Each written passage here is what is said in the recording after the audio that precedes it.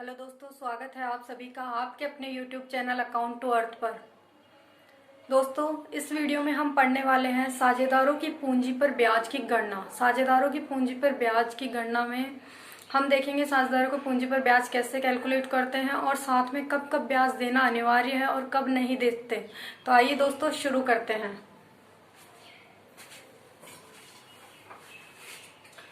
आज का हमारा टॉपिक है साझेदारों की पूंजी पर ब्याज। साझेदार दो विधि से साझेदारों पर पूंजी पर ब्याज की गणना करते हैं, उसको कैलकुलेट करते हैं। पहले है साधारण विधि और दूसरी है गुणनफल विधि। साधारण विधि में सूत्र क्या लगता है, पूंजी की राशि जो भी अमाउंट है कैपिटल उन्होंने लगाई है इंटू दर बट्टा 100 इंटू प्रयोग अवधि बट्टा 12। अब दूसरा है गुणनफल विधि, गुणनफलों का योग इंटू दर बट्टा 100 इंटू 1/12।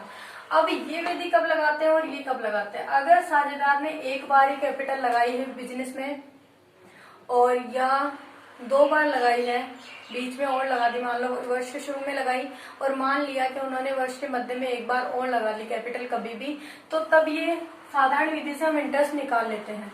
अगर गुणनफल विधि कब काम में आती है, जब एक साझेदार 2-3 बार एक वर्ष में 2 या 2 से ज्यादा बार कैपिटल लगाता है, फिर हटा लेता है अपनी, फिर कुछ कैपिटल लगाता है, फिर कुछ कैपिटल हटा लेता है, तो इस कंडीशन में हम गुणनफल विधि का इस्तेमाल करते हैं।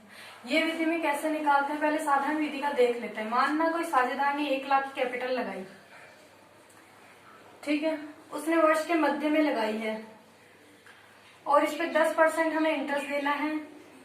तो अब हमें पता है कि 10% देना है, तो 10/100 ये तो हो गई पूंजी की राशि। फिर दर बट्टा 100 यानी दर की कितना परसेंट लगाना था, 10% और बट्टा परसेंटेज का 100 नीचे आ गया इनटू।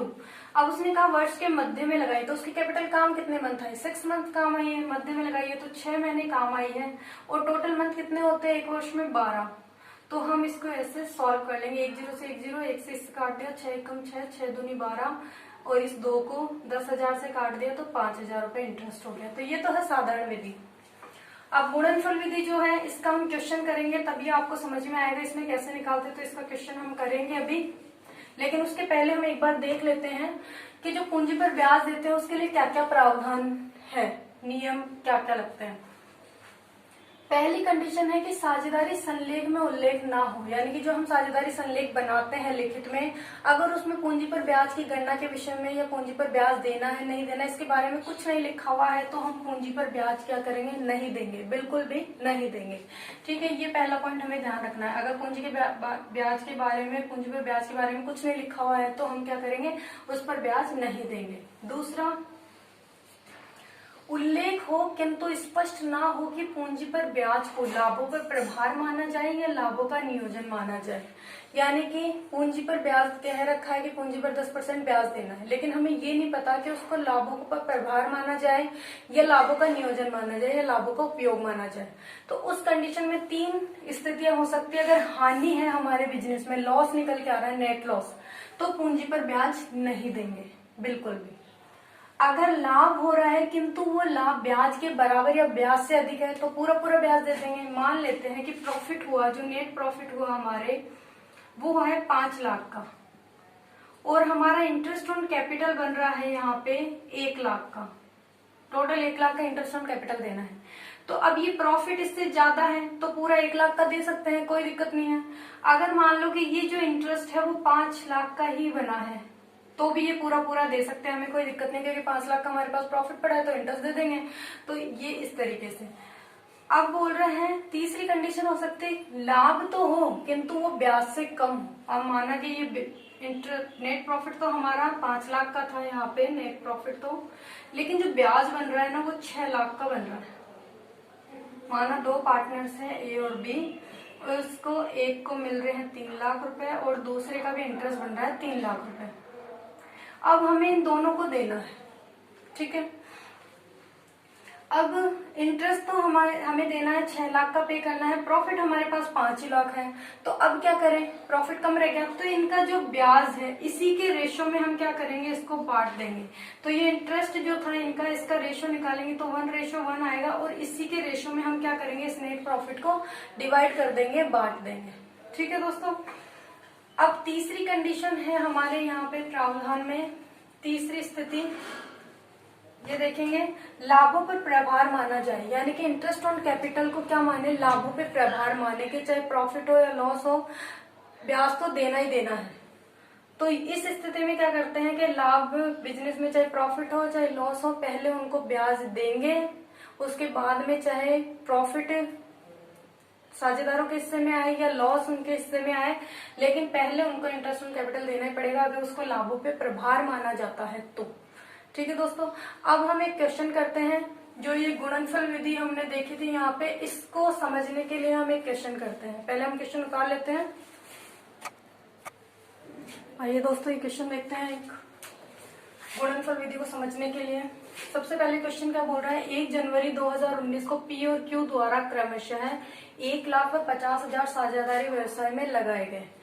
मैंने ये फॉर्मेट बनाया है, इसमें हम उनके गुणनफलों का योग निकालेंगे। तो इसमें सबसे पहले कॉलम में लिखते हैं डेट,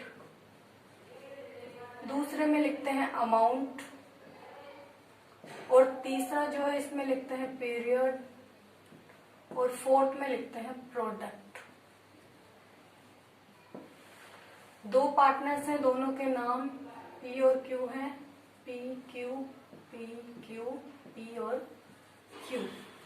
सबसे पहले इसने कहा 1 जनवरी 2019 को पी और क्यू द्वारा क्रमशः 1,50,000 व्यवसाय में लगाए गए। तो 2019 को जनवरी 1 को पी ने लगाए हैं 1,00,000 और क्यू ने लगाए हैं 50,000। तो 1,00,000 और ये हो गया 50,000 कैपिटल, इनके अमाउंट। उसके बाद बोल रहा है 1 अप्रैल 2019 को पी ने 20,000 लगाए और 1 जुलाई को 10,000 हटा लिए। 1 अप्रैल को, तो अप्रैल लिखेंगे यहाँ पे, अप्रैल 1 को पी ने 20,000 लगाए हैं। अब पी की कैपिटल पहले थी 1,00,000 रुपए, अब उसने 20,000 और लगा दिए 1 अप्रैल को, तो उसकी कैपिटल कितनी हो जाएगी, पहले 1,00,000 थी, अब 20,000 और लगा दिए, तो उसकी कैपिटल कितनी हो गई 1,20,000 रुपए। तो यहाँ पे लिखेंगे 1,20,000 रुपए।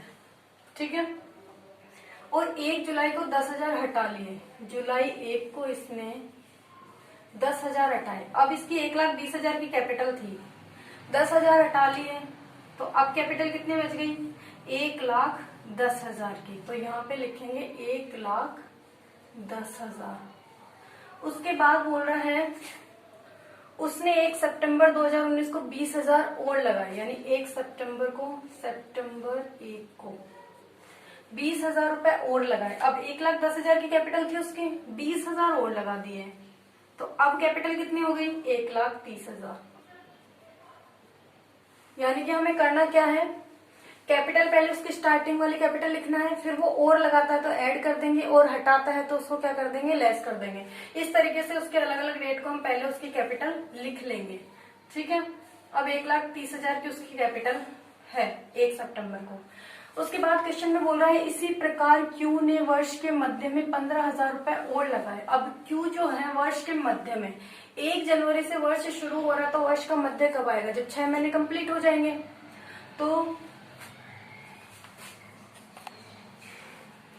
तो वर्ष के मध्य में अर्थात 1 जुलाई को, 6 महीने कब होंगे, जनवरी फरवरी मार्च अप्रैल मई जून, 30 जून तक पूरा वर्ष के मध्य में अब लगाया। तो 1 जुलाई को, 1 जुलाई को उसने 15,000 लगाया, मतलब अप्रैल में उसकी कैपिटल जितनी थी उतनी रही, और उसके बाद में उसने 15,000 लगाए, तो मतलब जुलाई में उसकी कैपिटल कितनी हो गई 65,000 हो गई, क्योंकि 50 और 15 65,000। ठीक है, अब हम क्या करेंगे, इनके पीरियड लिखेंगे कि ये जो इनकी कैपिटल है कितने कितने टाइम तक काम में आई। तो यहाँ पे पहले पी का देखते हैं। पी की कैपिटल 1 जनवरी को 1,00,000 थी और 1 अप्रैल को 1,20,000 हो गई, मतलब ये 1,00,000 की कैपिटल कितने महीने तक काम आई, तो जनवरी फरवरी मार्च अर्थात 3 महीने तक। तो यहाँ पे लिखेंगे 3। ठीक है, उसके बाद में 1,20,000 की कैपिटल 1 जुलाई तक काम में आई है, तो अप्रैल मई जून यानी कि 3 महीने तक। फिर उसके बाद में 1 जुलाई को 1,10,000 की कैपिटल रह गई थी उसकी। अब 1,10,000 की कैपिटल 1 सितंबर तक काम आई, तो जुलाई अगस्त और 1 सितंबर तो आ ही जाएगा, तो 2 महीने। और साल के बाकी बचे हुए मंथ 1 सितंबर से 31 दिसंबर तक 31 की, तो कितने महीने हो गए, सितंबर अक्टूबर नवंबर दिसंबर 4 महीने तक। और हमें 1 साल का इंटरेस्ट निकालना रहता है, तो यहाँ पे 12 होने चाहिए, 6 और सॉरी जुलाई अगस्त 4 महीने तो था, 6 और 6 12, तो ये अपने हो गए टोटल 12 मंथ। अब इसका देखो क्यू का, क्यू ने 1 जनवरी से 1 जुलाई तक 50,000 की कैपिटल थी इसकी, तो जनवरी फरवरी मार्च अप्रैल मई जून यानी कि 6 महीने इसकी ये वाली कैपिटल काम में आई, और उसके बाद में अगले 6 महीने काम में आई है 65,000 वाली, और ये बीच में कुछ भी नहीं था। अब हम क्या करेंगे, इसकी कैपिटल को इसके पीरियड से मल्टीप्लाई करेंगे तो हमारे पास क्या निकल के आ जाएगा, प्रोडक्ट अर्थात गुणनफल। तो ऐसे रख के इसको कर लेते हैं, 1 लाख को 3 से गुणा करना है तो 3 लाख रुपए हो गए। उसके बाद अब 1,20,000 को 3 से करना है तो 12 3 36, 3,60,000 रुपए हो गए।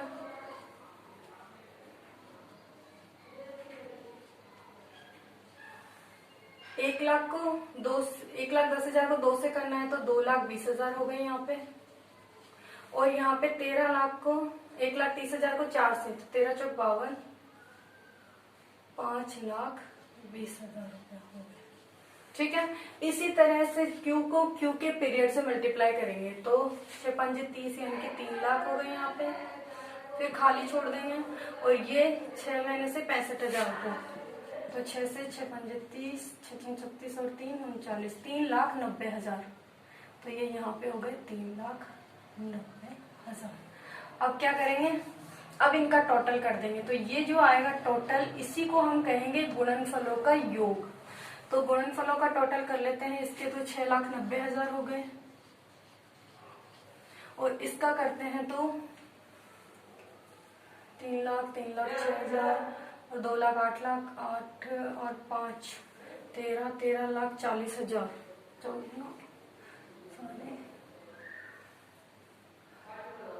13 लाख 40,000 और 60,000, ये तो 14 लाख।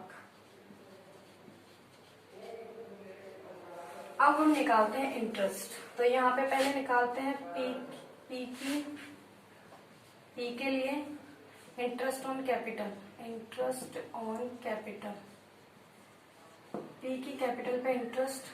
तो यहाँ पे देखो फॉर्मूला लगा हुआ है गुणनफलों का योग, तो पी का गुणनफल, तो ये इंटरेस्ट ऑन कैपिटल हम निकाल रहे थे, तो यहाँ पे फॉर्मूला दिया हुआ गुणनफलों का योग, गुणनफल का योग दिया हुआ है, पहले आप निकाल रहे हैं पी का, तो पी के गुणनफलों का योग कितना दिया हुआ है, 14 लाख यहाँ पे, और इनटू दर कितनी दी हुई है यहाँ पे 5% की रेट से, तो 5 और बट्टा में 100% के लिए, और इनटू 1/12, तो 1/12। ठीक है, अब इसको सॉल्व कर लेते हैं, ये 1 0 से 1 0 काट दिया, 1 से 1 काट दिया, 14 को पहले 5 से गुणा कर लेते हैं, तो 14 5 70,000 हो गए यहाँ पे, और इसमें लगाना है 12 का डिवाइड, तो यहाँ पे इंटरेस्ट ऑन कैपिटल आ जाएगा अपने 12 पंजे 60, 12 अंठे 96, 12 3 24 और 12 3 24.33 रुपए। ठीक है, अब हमें क्यू के लिए इंटरेस्ट निकालना है, तो क्यू के लिए निकालेंगे तो यहाँ पे क्यू के गुणनफलों का योग कितना है, 6,90,000 है, और इंटू 6,90,000 इंटू 5/100 और इंटू 1/12, 2 0 से 2 0 कट गए। अब इसको भी वापस इससे गुणा कर लेते हैं, फिर इसको निकाल लेंगे, 0 0 45 और 4 30 और 4 24 34, 500/12। अब इसको कर लेते हैं, तो 12 दूनी 24, 12 अंठे 96,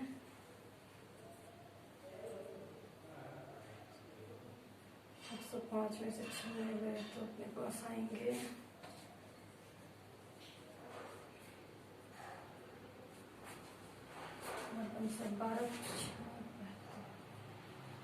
12 7 84 और 12 पंजे 60, तो ये हमारे पास आ गए हैं।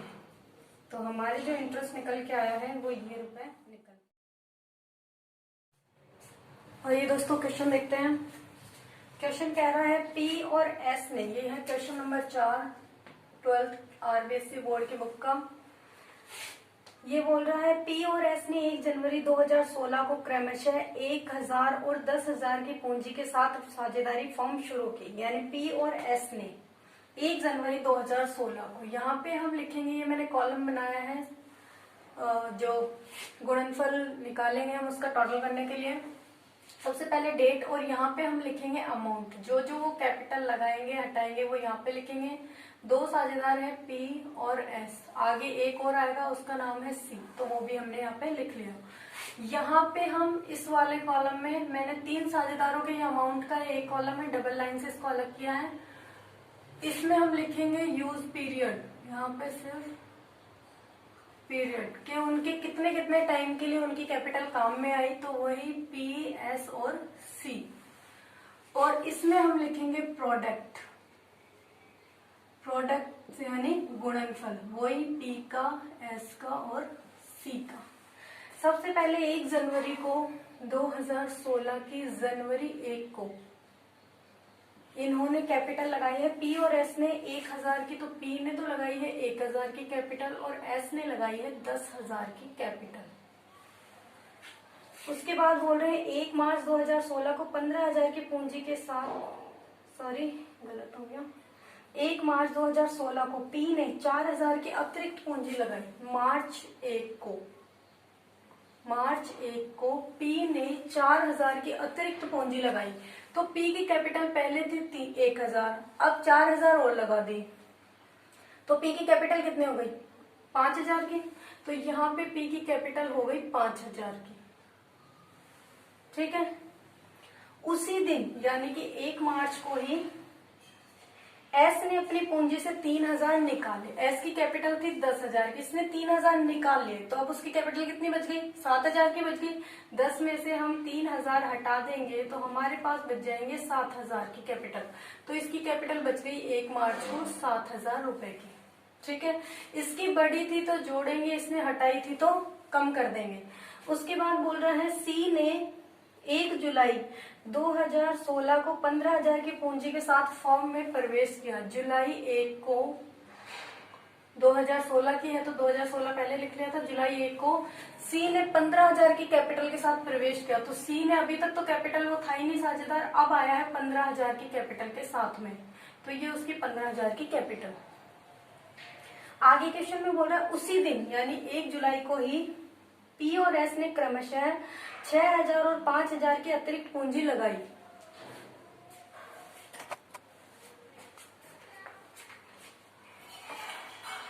अब आगे बोल रहा है उसी दिन यानी कि 1 जुलाई को पी और एस ने क्रमशः 6,000 और 5,000 की अतिरिक्त पूंजी लगाई। पी और एस ने 6,000 की, तो पी ने तो लगाई है 6,000 की, उसकी कैपिटल 1 मार्च को थी 5,000 की, 6,000 की और लगा दी, तो अब उसकी कैपिटल कितनी हो गई 5,000 प्लस 6,000 यानी कि कितने हो गई 11,000 की, तो 1 जुलाई को उसकी कैपिटल है 11,000 की।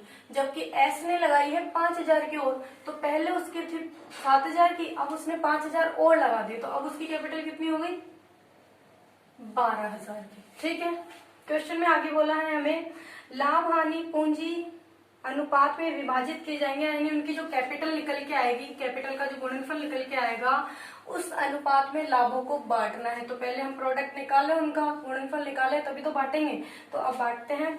वर्ष 2016 के लाभ 29,800 है, प्रॉफिट हमें दिया हुआ है, इसको बांटना है। पूरी गणना करते हुए लाभ हानि नियोजन खाता भी बनाना है, अपन को P&L एप्रोप्रिएशन अकाउंट बनाने के लिए कहा है।